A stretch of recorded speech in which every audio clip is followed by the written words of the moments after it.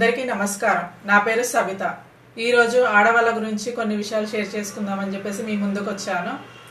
ఆడవాళ్ళు పుట్టగానే అమ్మాయి తన తండ్రి మీద ఆధారపడడం, ఆ తర్వాత తన అన్నో తమ్ముడి మీద ఆధారపడి బతకడం, పెళ్ళైపోయాక భర్త పైన, ఆ భర్త తర్వాత కొడుకు పైన, ఇలా ఒక స్టేజ్ నుంచి మొదలు పెడితే ఎండింగ్ స్టేజ్ వరకు ఎవరో ఒక మగాడిపై ఆధారపడుతూనే బ్రతుకుతూ ఉంటుంది.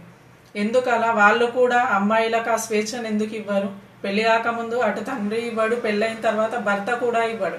ఎందుకు అలాంటి స్వేచ్ఛను ఆడవాళ్లకు, అమ్మాయిలకు ఎందుకు ఇవ్వలేకపోతున్నారు? కొంచెమైనా ఆలోచించారా దాని గురించి?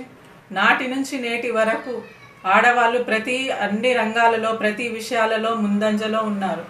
అయినా కూడా మన వాళ్ళు ఎలా ఆలోచిస్తారంటే, పాజిటివ్ ఆలోచనలు కాకుండా నెగిటివ్, ఆడవాళ్ళపైన జరిగే అత్యాచారాలు, టీజింగ్, ర్యాగింగ్ ఇలానే జరుగుతాయి, బయటికి వెళ్తే ఇలానే ఉంటుందని చెప్పేసి దాన్నే తీసుకోగలుగుతున్నారు. కానీ ఇలా ఆడవాళ్ళు సాధించిన యొక్క విజయాలను వాళ్ళు ఎందుకు చూడలేకపోతున్నారు?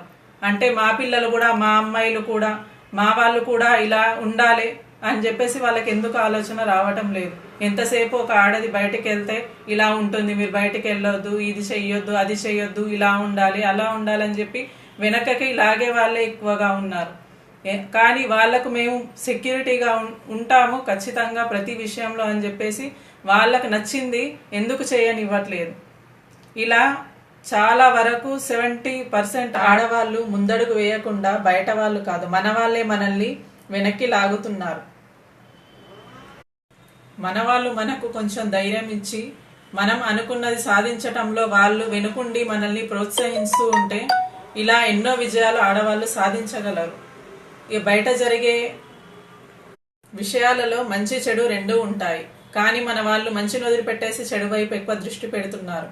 కాబట్టి దయచేసి అందరికీ రిక్వెస్ట్ చేసేది ఒక్కటే, అమ్మాయిలను, ఆడవాళ్లను, ప్రతి ఒక్కరిని ఎంకరేజ్ చేస్తూ పోండి. వాళ్ళలో ఉన్న టాలెంట్ని బయటకు తీయండి. వాళ్లకు మేమున్నాం, ఏది జరిగినా కూడా మేము చూసుకుంటాం అనే ధైర్యాన్ని కల్పించండి.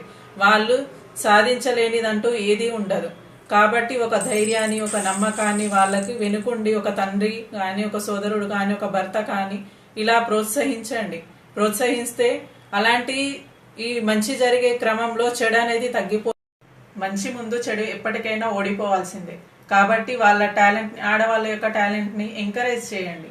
ఎంకరేజ్ చేస్తే వాళ్ళు ఏంట్లో అయినా సక్సెస్ని సాధించగలుగుతారు. కాబట్టి మీ వంతు కృషిగా, ఒక అన్నగా, ఒక భర్తగా, ఒక తండ్రిగా వెనక ఉండి వాళ్ళను గుర్తించండి. ముందు మీరు గుర్తించి ప్రపంచానికి పరిచయం చేయండి.